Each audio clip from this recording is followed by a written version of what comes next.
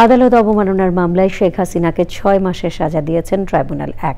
একই সাথে ছাত্রলীগ নেতা শাকিল আলম বুলবুলকে ২ মাসের সাজা দিয়েছেন আদালত বলেছেন ২৭৭ জনকে হত্যার লাইসেন্স পেয়েছি।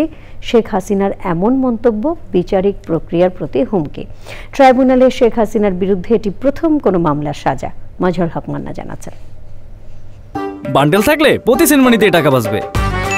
বিকাশ সেনমানি বান্ডেল কিনে জিতুন প্রতি লেনদেনে।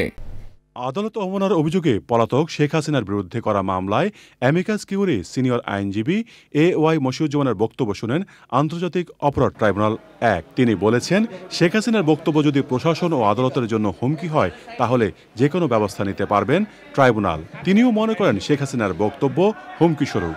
তবে স্টেট ডিফেন্স হিসেবে নিয়োগ পাওয়া আইনজীবী ওই বক্তব্য সম্পর্কে নিজের ব্যাখ্যা তুলে ধরেন।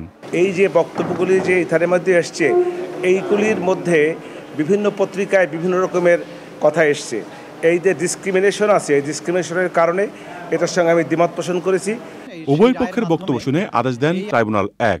তর্কিত এই কনভারসেশনের মাধ্যমে শেখ হাসিনা বাংলাদেশে তার বিরুদ্ধে দায়েরকৃত মামলার বাদী, সাক্ষী এবং তদন্তকারী কর্মকর্তা সহ যারা এই বিচার প্রক্রিয়ার সাথে জড়িত তাদেরকে হত্যা করা, বাড়িঘর জ্বালিয়ে দেওয়া এবং নানানভাবে তাদেরকে থ্রেটেন করেছেন, যেটা আন্তর্জাতিক অপরাধ ট্রাইব্যুনালের আইন ১৯৭৩-এর ১১-৪ ধারা অনুযায়ী এই ট্রাইব্যুনালের বিচারাধীন প্রক্রিয়াকে প্রেজুডিস করার অপরাধ।